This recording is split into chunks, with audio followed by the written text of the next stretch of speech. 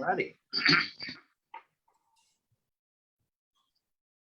Okay, we are now on Facebook. Welcome everybody to the Starlite continuing education series called May the 4th be with you. It is May 4th today, so if this is recorded, that explains what we're doing. Darcel, thanks for co-hosting today. Let everybody know what in the world is Starlite and what services do we offer? We're not a starship or anything floating in outer space. What are we? Star Wars, Starlite, May the 4th be with you. So Starlite has been around now for over 65 years. We're actually celebrating our 65th year right now.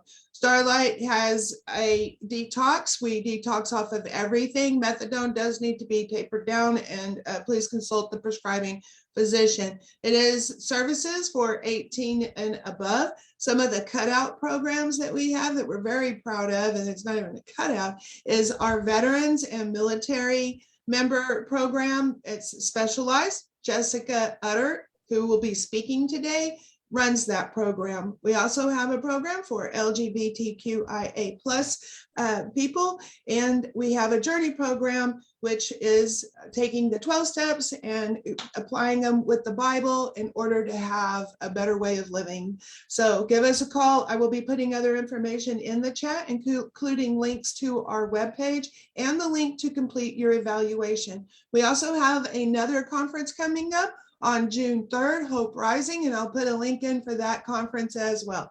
Lots going on, and thank you for your time. Thank you, Darcel. Yeah, that conference in San Antonio on June 3rd is going to be excellent. And if anybody on here would like to come out and visit Starlite, we are going to be doing some professional stays, and we'd like to invite you to join us and see the campus now that we're not in quarantine. Thank God we have visitors again. So, well, great. So I am just pleased to introduce our interim CEO, Stephanie Evan. Just got promoted from our director of nursing position, and she's awesome. And Jessica Utter, the director of Operation Liberty program, our military and active duty officers there from the military. So today we're going to be talking about the treatment of co-occurring substance use and PTSD in active duty military and veterans. So let me hand it off to our experts and our speakers for today. Who's going to start? I'll go ahead and start, Eric. Thank you. Thank you. Okay, so as Eric said, my name is Jessica Utter. I'm an LPC. I hold a master's degree in clinical mental health counseling and a second master's in addiction counseling. I am the program director for Starlite's new Operation Liberty program. We are a full military honor program, meaning that we program completely separately from the civilian population. We have our own programming schedule, our own building. We have a heavier focus toward PTSD, anxiety disorders, major depression, and of course, veteran and military specific treatment issues like military sexual trauma, reintegrating families and helping individuals find meaning and purpose, as well as helping them sign up for VA benefits, helping them transition out of the military if they're getting close to the end of their career, and then helping them transition into the civilian world as successfully as possible. So, hey, Eric, do you want me to screen share? Or are we waiting a little bit for that? Yes, go ahead and share your screen, and we'll just jump right in there. Okay.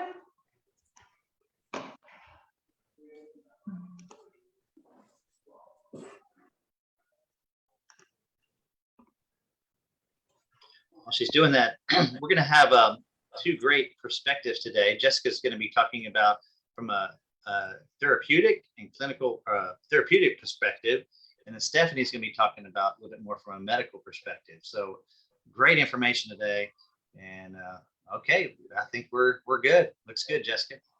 All right. So as I said, we have a much heavier focus on the treatment of trauma and PTSD, and in particular, veteran-specific PTSD that related to military sexual trauma, military trauma, combat-related trauma, as well as physical trauma that comes from injuries, the body memory of such things like that.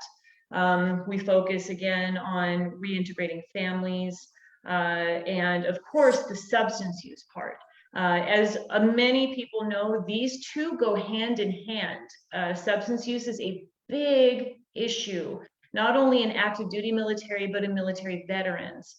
There's a lot of contributing factors. A lot of it is the time in the military, the PTSD, the mental health issues that they deal with, constant PCSs, that's permanent change of station, separation from family, back-to-back deployments, services that aren't available. I mean, it's just a compounding issue. So I want to give everybody a rundown of how, not only how we treat co-occurring substance use and PTSD, but some of the restrictions that we have as well as clients do if they access the VA's, the Department of Veterans Affairs medical community, if they access the VA for medical services, or if they choose to use private insurance. There's a difference between what we can offer, what the VA can offer, what the DoD offers, and of course, what the civilian side offers. So I'm gonna give you guys a rundown of a lot of different options, not just the psychotherapeutic aspect, but I'm gonna talk about some of the modalities that are being studied more recently, some of which we will be incorporating here very soon, some of which they're still in the early stages of research. But just to give you guys an idea of some of the things that are out there, because a lot of things people don't know about. So I think Eric already talked to you. If you guys have any questions, just put it in the Q&A box, and hopefully he and Darcel can get those answered. Okay, your learning objectives, you're going to improve your knowledge and understanding of PTSD and what contributes to the disorder, especially amongst active duty service members and military veterans. We'll learn about attendees, we'll learn about treatment modalities commonly used to treat PTSD in both VA and non-VA treatment facilities. Kind of talked about that already. And you guys are going to learn about some of the barriers that a lot of these guys face toward effective treatment, and things that you can do to improve treatment efficacy for active duty and military veterans.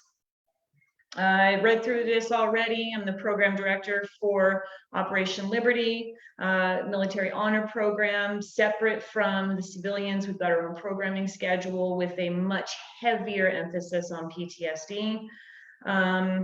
Generalized anxiety, major depression, and all those different veteran-specific issues that come to light. I am a 10-year Army veteran. Believe it or not, I was a mechanic. Most people don't believe that. I kind of miss that, as most of these guys can attest to. The transition out of the military is not an easy one. It's difficult. A lot of people want to go back because they miss the discipline, they miss the camaraderie, they miss the honor, and the integrity that exists within the brotherhood and the sisterhood of the military. I'm specially trained in the use of EMDR, and I am training right now to become a certified neurofeedback provider. That's one of the things that we're going to be bringing in here once that certification is complete. All right, PTSD. Now, some of the stuff you guys maybe already know about, but I'm going to give you a rundown of the diagnosis, some of the criteria for the diagnosis that some people aren't necessarily aware of, and some of the presentations that are necessary to look for, and some things that you want to look for with regard to symptoms regarding post-traumatic stress disorder. PTSD stands for post-traumatic stress disorder, as I just said. It can happen after one single traumatic experience, or happens after a series of traumatic experiences, what we call complex PTSD or CPTSD.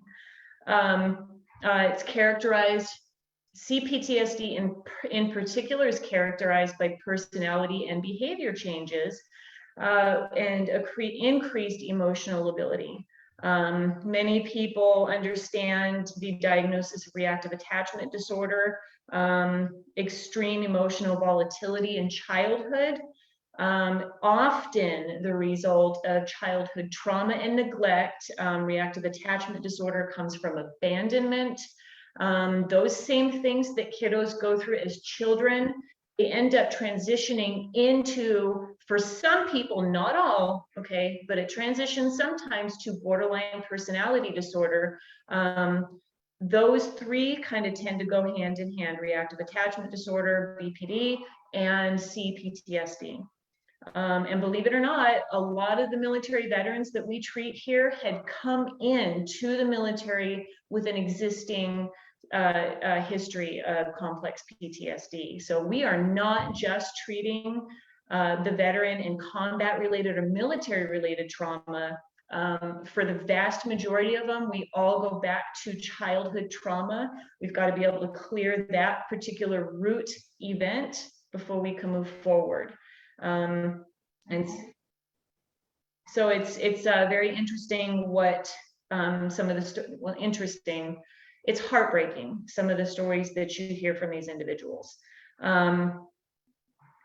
So what a lot of people don't understand is that PTSD has a precursor, and that is acute stress disorder. This is the symptoms that happen anywhere between 2 weeks and up to 1 month after a traumatic event.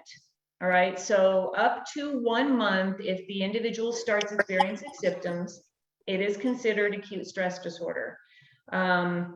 After which, if they are still displaying symptoms, then we go on for a diagnosis of PTSD. Now, again, PTSD, you can develop this from a single traumatic event or from multiple chains of events. But what a lot of people don't know is that there is such a thing as vicarious trauma, something that we as clinicians have to watch out for, especially those of us who work distinctly with trauma. If we don't have somebody of our own to talk to, it doesn't take a lot before we're rocking back and forth in the corners. Because you cannot take the stuff home. You've got to find a way to be able to get the stuff off your own head using some of the same techniques that we're teaching our clients. So the first one, obviously, being directly experiencing a traumatic event. A lot of these things in here, as you guys will see, have absolutely nothing to do with military or combat-related events. And I'll go on to talk about this in another slide, but there is a misconception about what constitutes trauma and what can go on to lead to PTSD. And then, of course, the vicarious trauma that I just told you about, that's indirectly experiencing a traumatic event through hearing about it in the news, through seeing pictures of it, even though you're nowhere near it, like in the news. Hearing about it, hearing somebody else tell a story about it. They're all forms of vicarious trauma. So again, I was telling you that I would go further into this on this particular slide. There is a misconception that because PTSD wasn't talked about a lot prior to 9/11, that it didn't exist prior to then, and that the only people that can be diagnosed with PTSD are combat veterans, and this is absolutely untrue. It's actually quite surprising how many of our own veterans that come into this program believe that PTSD is not a diagnosis that they could have because they never went to combat or they don't have any military specific trauma, and that is just absolutely untrue. We knew about it as shell shock prior to 9/11. We also know through studies that PTSD is much stronger, more prevalent earlier or closer to the onset of the trauma, and that by the time we really started to recognize ongoing PTSD in Vietnam veterans, it wasn't as big of a problem as the PTSD that we are seeing in our 9/11 veterans, because it's so much more recent. Again, I told you about the different assumptions. Again, military-specific trauma, it includes combat-related trauma, moral injury, different form of trauma that we talk about, where we live with the shame of having a deeply held set of values compromised, which very often happens in war. Individual comes in and his highest value is to protect human life above all else. But then he is asked to take a human life in order to complete the mission and save as many of his troops as possible. And so while he knows he feels like he did the right thing because he saved a lot of people and because he was ordered to do so and completed the mission, it doesn't change the fact that because he violated this value, he now holds a deep amount of shame, and he is deeply hurt, and he's constantly beating himself up for having done this, even though he thinks he did right because he followed this order. They think terrible of themselves. That's a lot of what leads to survivor's guilt. Military sexual trauma. Something interesting is we're finding a much higher prevalence of males reporting military sexual trauma than females. That could very well be because of the stigma and the bias and a lot of oppression that happens with female service members. Anyway, so we've got mistreatment and abuse by our echelon, drill instructors, first line leaders, and peers within a command. This was a big issue way back in the late 90s with regard to drill sergeants that were getting caught sleeping with their individuals going through basic training, their basic trainees. Family separation leads to trauma. Loss of family leads to trauma. Abuses suffered during the era of don't ask, don't tell. That is very significant, much more than anybody had any idea. Very significant, the traumas that these individuals experienced from their command and from the people they worked with during don't ask, don't tell. And marginalization and oppression of female service members. All right, so symptoms of PTSD. Again, you guys probably all know about this, but what I really want to talk about are the 4 presentations that most people don't really talk about or really define.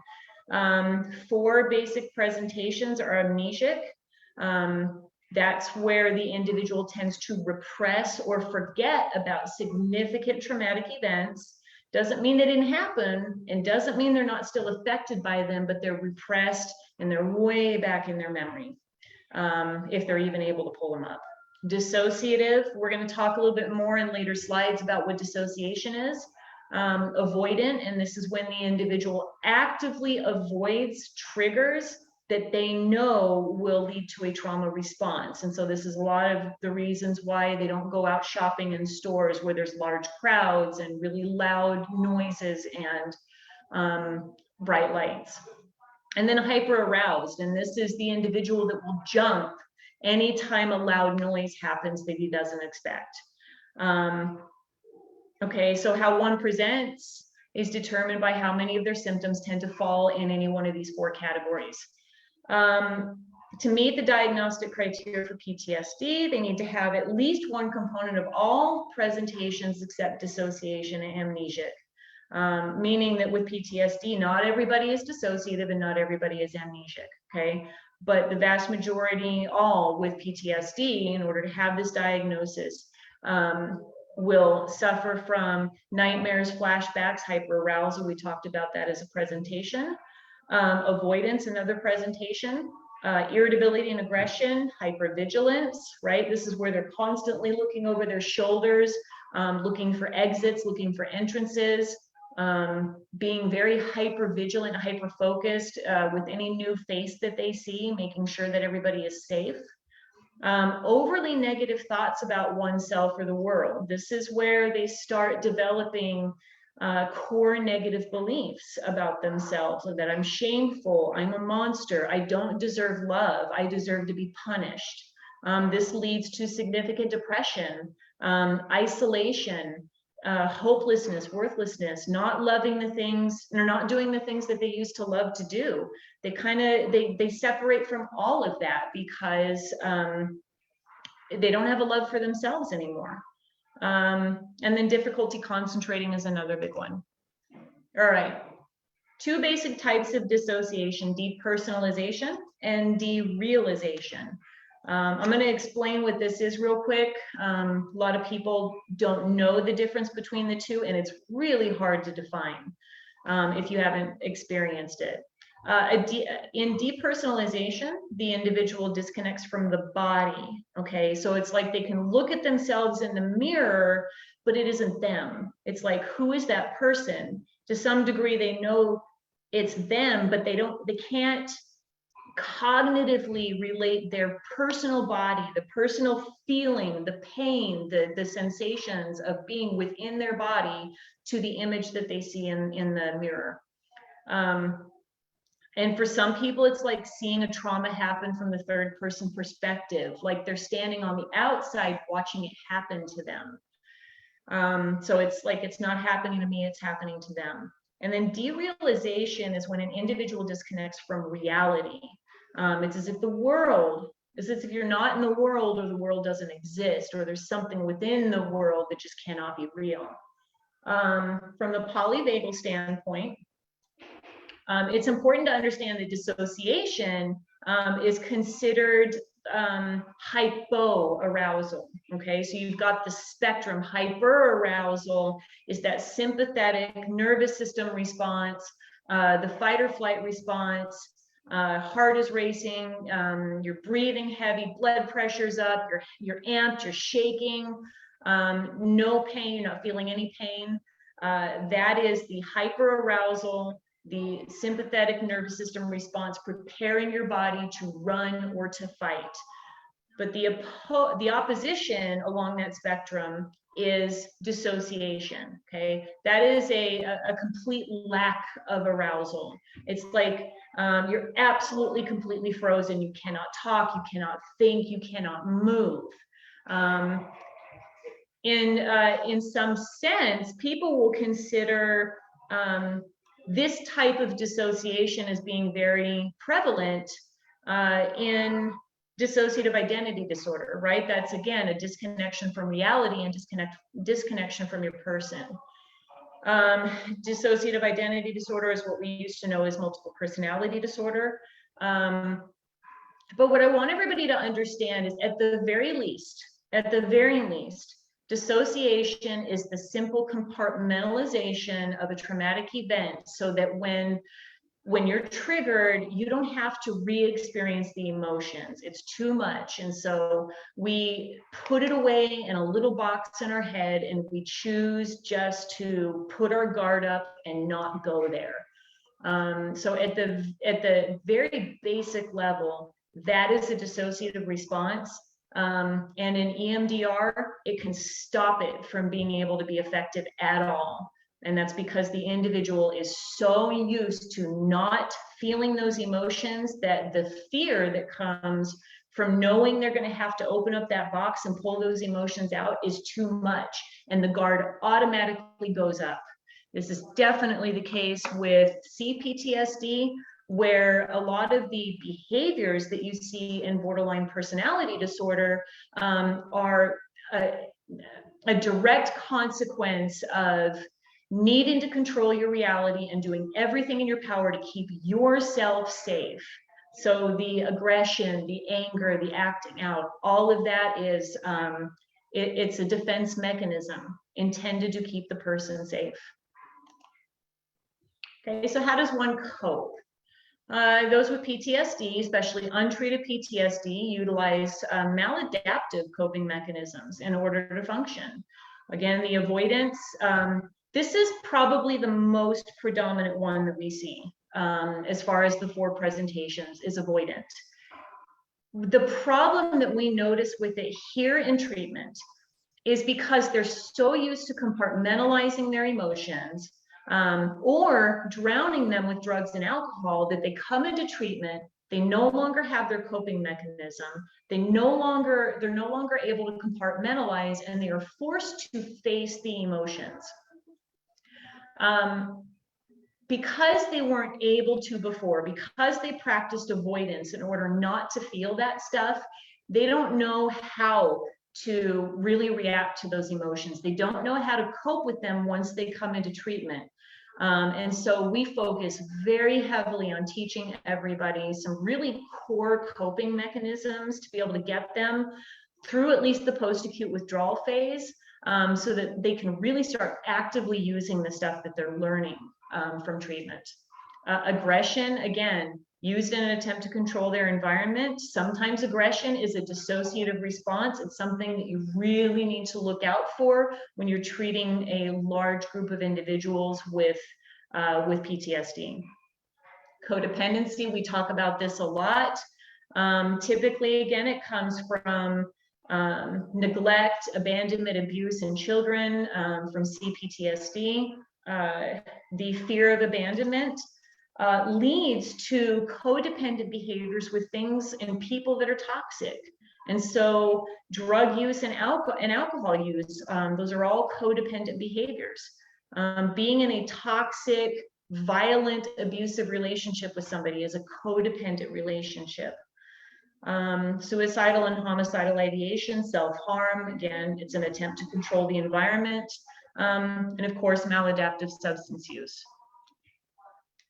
So there are a number of contributing factors. I'm going to give you guys some of the more general ones, specific with military veterans, okay? So I want to talk to you guys about those that are still serving, active duty service members. Military culture plays probably the biggest role in alcoholism amongst active military members. It's hard to get away from the military culture. You know, I talk about this, if you guys read it, I talk about the grog. It's disgusting. It's absolutely awful. It used to be a requirement to drink, but because alcoholism is becoming so prevalent within the military, it is not a requirement. They can't do that. But yeah, they all bring in one bottle of liquor, they all dump it into the grog, and then they drink it, and it's awful. You know, a lot of everybody gets done working. You've got a lot of bachelors, young service members living in the barracks. There's nothing left, there's nothing to do, so they all go out to the bar. Drinking is a big pastime, not unlike it would be for families that drink a lot around the barbecue pit. Or there's heavy alcoholism within the family dynamic. So it's really hard to disconnect from the military culture in teaching these guys that they need to be able to set boundaries and that it's okay to say no. And then untreated acute stress disorder. So hands down, one of the most prevalent things I am seeing for the individuals that come into treatment is that they were untreated during the acute stress disorder phase after the event. So within that 1 month, if you all remember, okay? Studies have shown, okay, they've done studies with all kinds of different therapeutic modalities. There used to be a fear that using prolonged exposure or EMDR during that first 30 days during the acute stress disorder phase was actually making it worse. But subsequent studies have shown that it absolutely makes it better because you are desensitizing the individual to the trauma trigger, right? So what I tell these guys all the time is that trauma, PTSD in particular, is a direct consequence of human conditioning. We have to be able to learn from our environment. We have to know when something is potentially dangerous or deadly. And so if you put your hand on a hot burner, you're going to know instantly, don't ever do that again. If we didn't have that response, we wouldn't have to worry about trauma, okay? But then we also wouldn't be here on this planet right now. So we do know that 3 to 5 sessions of prolonged exposure, EMDR, stress inoculation training, or CBT or CBT and all of the other three. In fact, CBT and prolonged exposure go hand in hand. If those are given within 2 to 3 weeks of the traumatic event, it can reduce or even eliminate PTSD. The individual never goes on to develop PTSD. And what's really interesting is if the individual gets this treatment in those first 30 days, they've gone on to follow individuals much later, and the prevalence of individuals actually developing PTSD even years later is still very, very low. And that's if they get that treatment for acute stress disorder within the first 30 days. Now, think about combat veterans who are in theater, even if they're not combat veterans, okay? Let's say that they're on a base, a military base the whole time while they're deployed. But they're still going to be small arms fire, okay? There's still going to be artillery. They're still going to see things and hear things that are going to be absolutely terrifying. So we can never, ever make assumptions that an individual who wasn't actually in combat would not suffer trauma. It's where a lot of the military sexual trauma happens also, is in theater. You can't just remove the individual necessarily and provide 30 days worth of prolonged exposure or EMDR in order to treat the acute stress disorder that they're experiencing right then and there. But additionally, if something happens to somebody in garrison, right, that they suffer a traumatic event when they come back to the States, maybe they're a victim again of military sexual trauma, again, there's a degree of shame that comes with that. A lot of people don't come forward. It's even more so within the military because there's a bias about men in particular who seek treatment, a bias that they are weak or that they're just trying to get out of a deployment. So a lot of people either choose not to seek those services, or those services are just flat out not available. Stereotyping and bias, I already explained that. That is a huge one. The one thing that stops these guys from coming in and getting treatment when they know they need it is to shame. They don't want to be labeled.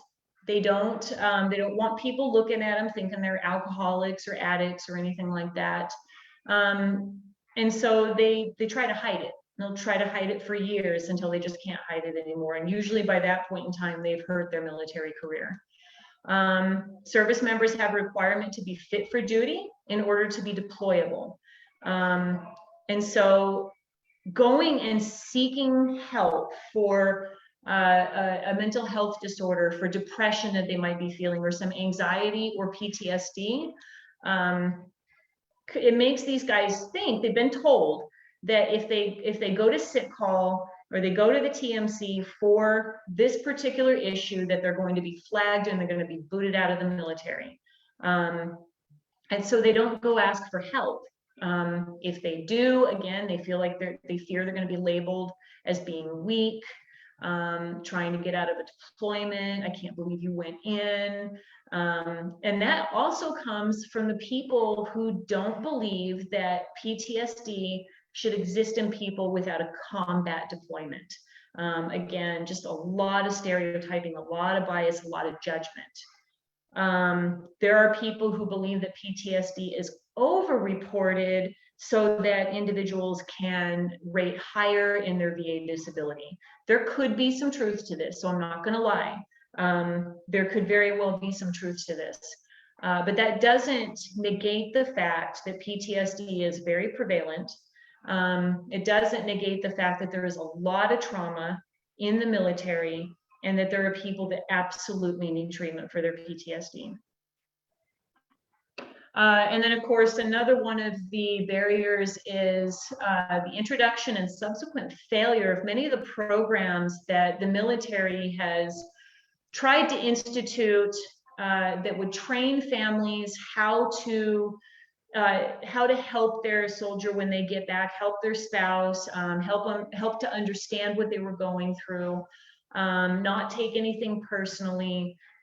because it's a transition coming back from a deployment. A lot of these programs have rolled out, and a lot of them have failed, or the military just gives up on them for whatever reason. And so families are not prepared for what's going to happen when the soldier comes back. Effective treatment modalities. So I'm going to talk to you guys about some of the VA approved ones, okay? Some of them that are not VA approved, but they are currently in the study testing phase within the VA. Some that may potentially never be approved, some that maybe used to be, and then the VA has lost faith in them. It's a constantly changing thing within the VA. And for us on the civilian side, it's frustrating because once the individual chooses to seek services through the VA system of care, it's not easy to find services outside of the VA. You can't just walk into a clinic outside of the VA, a civilian clinic on the outside of the VA, if you have VA healthcare, because the VA won't pay for it. You've got to have what they call a community care consult, and it has to be within the community care network in order to see somebody outside of there. And that only happened because the VA just got way too overwhelmed. They couldn't treat everybody that they had, and they knew they needed help. But outside of the community care network, if that particular modality is not available within the VA, and you don't have private insurance, and you don't have the money to pay for, private pay somebody on the outside, you don't get that modality. So it's frustrating for us, but I'll go into that a little bit later. VA approved psychotherapies include for depression, anxiety, insomnia, schizophrenia, schizoaffective, bipolar 1 and 2, are prolonged exposure. Cognitive behavioral therapies for insomnia and depression. Cognitive processing therapy is a really big one. Dialectical behavior therapy, which is really interesting because just a couple of years ago, this was a non-approved treatment modality.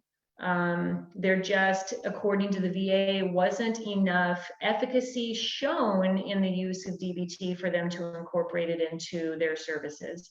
That has since changed, and a lot of VA medical centers have DBT specific programs for the treatment of borderline personality disorder and PTSD. Acceptance and commitment therapy for depression, social skills training, and various family systems modalities. The Department of Veterans Affairs endorses pharmacologic intervention combined with psychotherapy.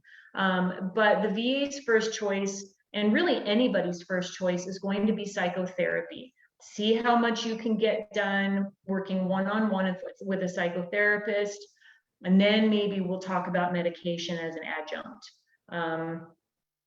And then additionally, the VA endorses the use of eye movement desensitization and reprocessing. Now, here's the thing. This is only very, very new. EMDR, just in itself, has only been around for somewhere around 40 years. And anything that new is not going to be readily accepted by the VA. So they had to put a lot of studies into it. I've had conversations with medical providers at the VA who didn't trust any of the studies with EMDR, didn't really feel as if it was that the statistics were showing enough efficacy with EMDR specifically for PTSD. And so they weren't allowing it for the longest time. Now you can find EMDR providers in select VA medical facilities, but they're not in all of them. And again, if the individual is going to access EMDR, they're going to need private insurance, or they're going to need to self-pay. The VA is also endorsing the use of what they call complementary and integrative health modalities. So they came out with this 2-year pilot program known as the Whole Health Program that was designed to bring in some more alternative forms of therapies like biofeedback, acupuncture, yoga, Tai Chi, and clinical hypnosis. We use the yoga project that the VA instituted that's currently online, well, online and in person in various different VA medical facilities. It allows the veteran to access live streaming yoga courses or access some that were already pre-recorded so that they can do their own yoga from, from their home, and they do it here as well. So the VA's ambivalence, I've already talked about this. There are modalities to which the VA is kind of ambivalent, not really endorsing, but not necessarily saying no. Now, here's the thing, if they don't endorse it, they don't provide it. But they're not necessarily rejecting it either. It means it gets put on a list for future study, or maybe considering that we could bring it on. So that's transcranial magnetic stimulation, ECT, electroconvulsive therapy, the stellate ganglion block, and then the vagus nerve stimulation. They've demonstrated some efficacy, but not enough for the VA to recommend their use.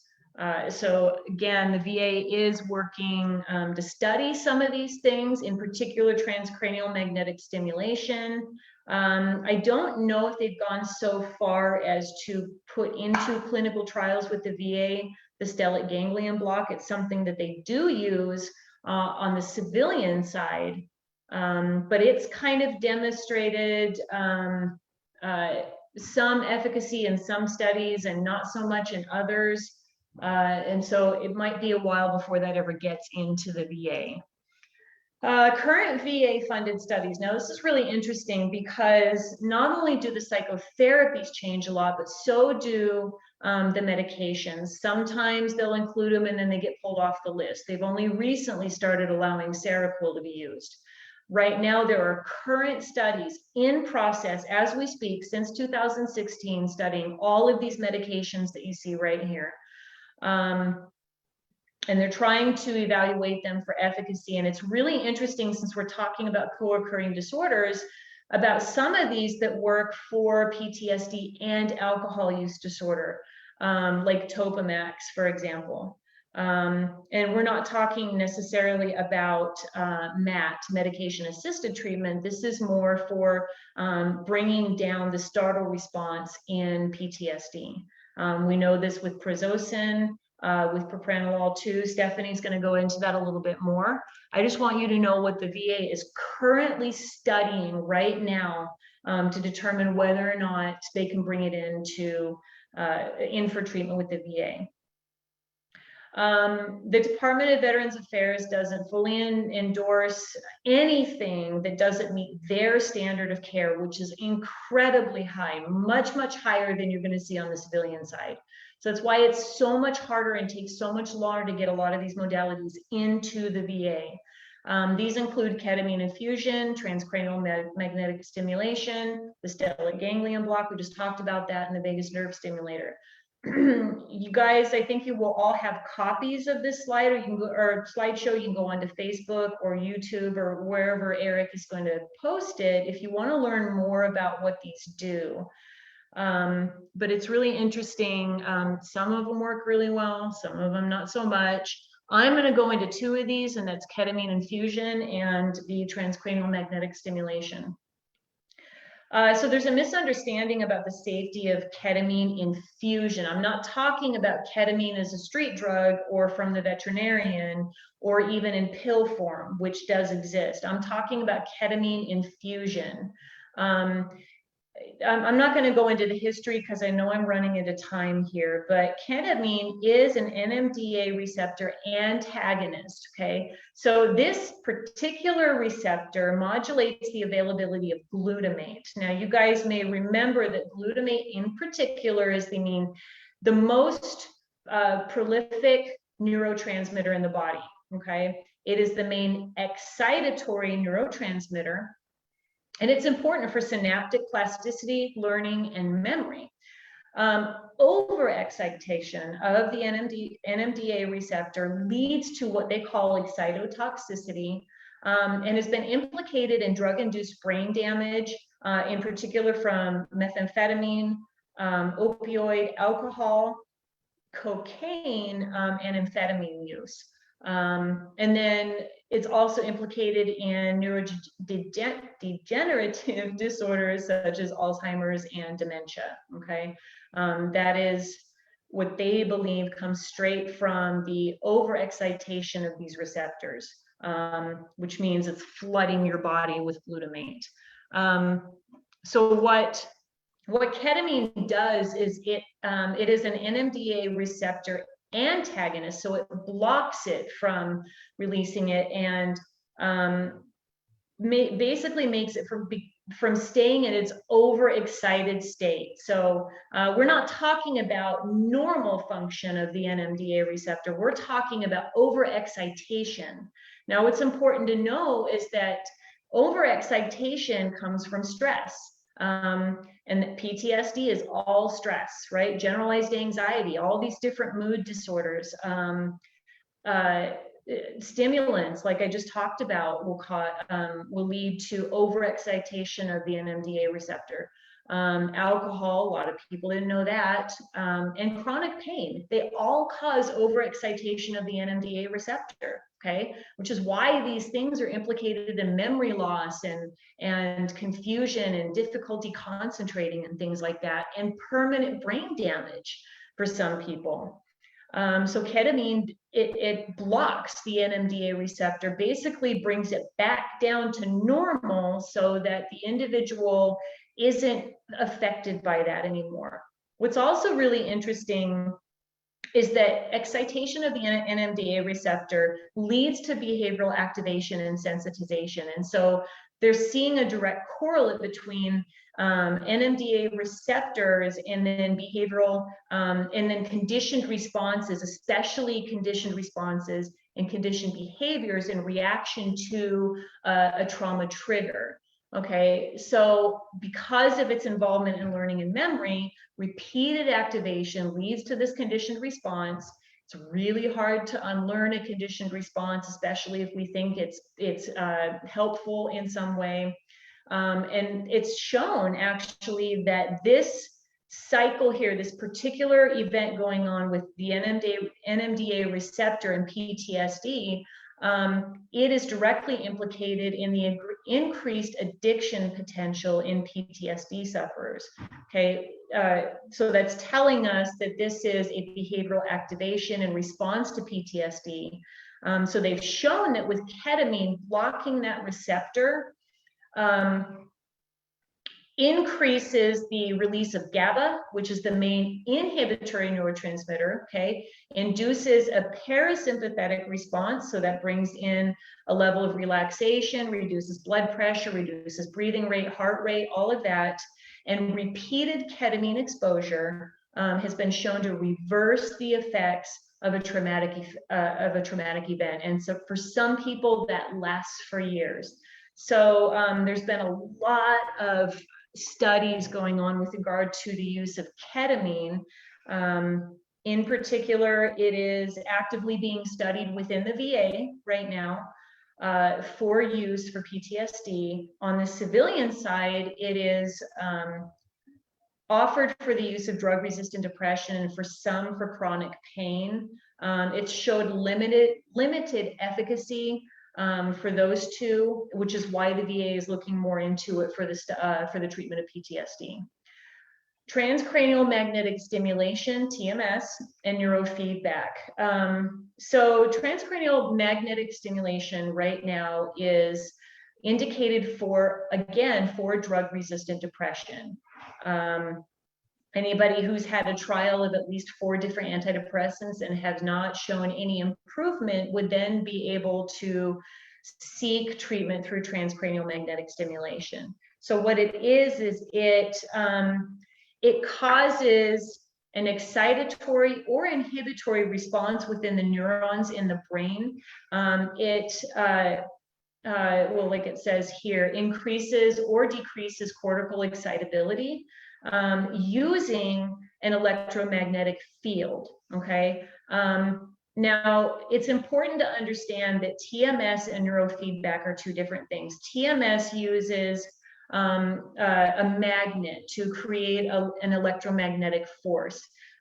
This, in turn, put over a specific area of the brain that they're trying to target will then manipulate cortical activity, which then manipulates brain waves. You can change the frequencies in TMS just like you can in neurofeedback.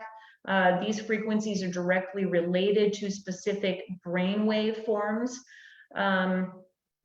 Okay, increasing and decreasing of cortical excitability leads to modulation of brainwave activity. Lower frequencies, the lowest are the delta deep sleep. Theta waves, when you're just getting into sleep, you're in that hypnagogic phase. Your alpha state, lower alpha state in particular, is when you're starting to hit a point of relaxation. Upper alpha are the, you're getting into the higher frequency wavelengths. They're predominant in upper alpha and beta, and these are responsible for concentration, focus, deep awareness, and peak concentration, as well as intuition. And we're again talking high alpha, beta, and gamma.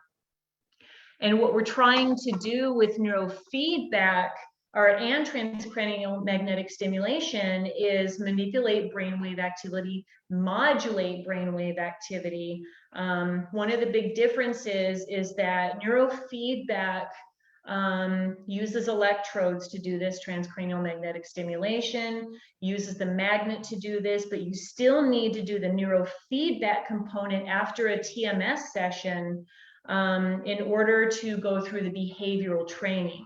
The difference in neurofeedback is that you have the combined electric stimulation with the operant conditioning in order to achieve long-term change. Okay, if you guys want, you can go through and read these slides and understand brainwave modulation, in particular what these things are doing. I will tell you that even though TMS is indicated for depression, neurofeedback has been shown to be incredibly effective, the most for ADHD, also the most for seizure disorders, personality disorders, eating disorders, anxiety, PTSD, insomnia, depression, OCD, and substance use disorders, which is why we are bringing it into this program. EMDR uses bilateral stimulation in order to effect change in the memory. In particular, remember that trauma is having an event, a memory paired with a very strong emotional or physical stimulus. Those things are hard to unlearn because we need to be able to learn to learn in the future from those so that we don't do it again. And so EMDR uses the eye movements as a way of providing a neutral response. We're taking away the disturbance and now adding a very neutral response. We're moving the memory from the amygdala in the hindbrain where it's controlled by emotions, and we're moving it up to the prefrontal cortex where you can now make a rational decision about the memory. Prolonged exposure, it's, again, we talked about this being hand in hand with CBT. You're teaching the individual how to understand a trauma response, understand their anxiety, and then be able to bring their own anxiety down using mindfulness, grounding, centering, journaling, disconnecting, whatever they need to bring that anxiety down. And then you systematically expose them to the trigger while they're learning to bring that anxiety down, and eventually they'll no longer be triggered so much by the memory. Barriers to effective treatment. I've already talked about all of the barriers. The VA doesn't have a lot of these things available. The DoD doesn't for active duty service members. The high standard of efficacy for the VA. If that particular VA is not in the community care network, they're not going to send their individuals out on what we call on the economy, because they want to keep them within. Ongoing stereotyping, medication limitations that will keep a soldier deployable. Some things that might be very effective they can't take because they would no longer be deployable. PCS to OCONUS duty stations, those are anything outside of the United States. And overwhelmed treatment facilities that cannot provide the behavioral health services that are necessary. So they've got soldiers on wait lists, sometimes months long. And then the disability rating could limit them. And a lot of our veterans in particular end up homeless. They can no longer access VA services, or they choose not to. And those who are receiving a disability check, sometimes we'll use that money on drugs and alcohol. It's easier. They don't have to work. These are a list of things that you guys can do to get a little bit more informed on how to help. These are all training videos on trauma-informed care specifically for veterans. These are on the VA website. So if you guys ever want to gain a little bit more information and training on trauma-informed care, in particular with veterans, please go to the ptsd.va.gov website. And then it's really important, guys. I'm going to leave you with this one. Shame is a big one with drug use, with alcohol use, whether you're a civilian, whether or not you're a military veteran or service member. Shame is huge. But I want everybody to remember that when you encounter anybody who's holding a deep level of shame, it's not our place to judge, and it's not our place to continue shaming. It is our place to support and to effect change, so that shame isn't so overwhelming, and so that shame isn't stopping people from accessing the services they desperately need. All right, Stephanie, it's all yours. Awesome, great presentation. And I know we have a lot of really good questions, but what we decided to do is we are going to have part 2 on June 10th. And Stephanie is going to talk about PTSD and medication management. Wow, that is going to be a good one. A lot of good information on that one. Let's see. Let me see how we could turn off the screen share here. My fault, I did it. But I guess we have about 2 minutes. Darcel, can you help me out with some questions? There's a lot of really good ones. You're muted. I'm mute. There are so many. What counseling theory modality do you find most helpful for PTSD? So the most helpful that we've seen so far as an individual modality is cognitive processing therapy and EMDR. Those are so incredibly effective. When I do EMDR, I am able to process out something so incredibly traumatic, and in 2 weeks they're a changed person. It is absolutely amazing. Those are the 2 most effective that we've seen so far. So that kind of answers Anne's question: is EMDR or CBT a better modality to help treat PTSD, or is this dependent on each individual case? So that answers that. The treatment plan for military PTSD, and this I thought was very interesting, is being used for the medical first line workers. So the medical people are suffering from PTSD, and now they're using this work with them. So if you get to see that, what is amazing. Yeah. What is the significance of the VA approving a modality if they are not going to pay for it? How do we get? How about accelerated resolution therapy? Yes. Yeah, I want to get one of my clinicians trained in ART. It's really expensive right now and it's so new, but I'm really curious about that. That is something, they don't necessarily use it for the VA, but we've had a lot of requests from some of the active duty posts that we work with to get the soldiers using ART. All right. And do you see any increase between enlisted versus officers? You know, is rank anything that determines? Nope, it does not matter rank. It doesn't matter how high they are ranking. We see privates all the way up to sergeant majors to lieutenant colonels. I mean, it does not discriminate. Awesome. We see that in our own facility with high end, people. Anyway, we see it across all financial, racial, cultural lines. It's an equal opportunist. So. Yep.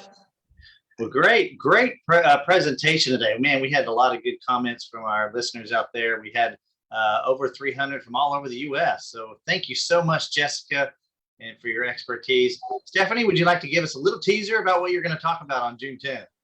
Sure. Thank you, Eric. So on June 10th, we're going to come back on here, finish this lecture out, and I'm going to go into more of the medication management of PTSD. So looking at everything from the diagnostics of PTSD to approved medications by the VA for PTSD treatment, including SSRIs and SNRIs, off-labeled use medications for symptoms of PTSD, and then aftercare medication management. So really excited to have you guys back, and thank you for joining us. Thank you, Stephanie. Look forward to that. And more information will be on our Facebook page and our website, and we're going to send out some email blasts. I'll also put the registration link in an email that everybody's going to get tomorrow. And don't forget to do your evaluation on our website. I think Darcel posted it on the chat. That's also going to be on the email you're going to get tomorrow. Just simply click on that link, fill out the evaluation, and print off your certificate. And let us know if there's any technical issues with that, printing that off. So thank you, everybody, again. Thank you, Darcel, for being our co-host. Thank you, Jessica, for a great presentation. And we'll see you next month. Sorry, Stephanie. To be continued. Can't wait. Great information. Thanks, Jess. You're welcome.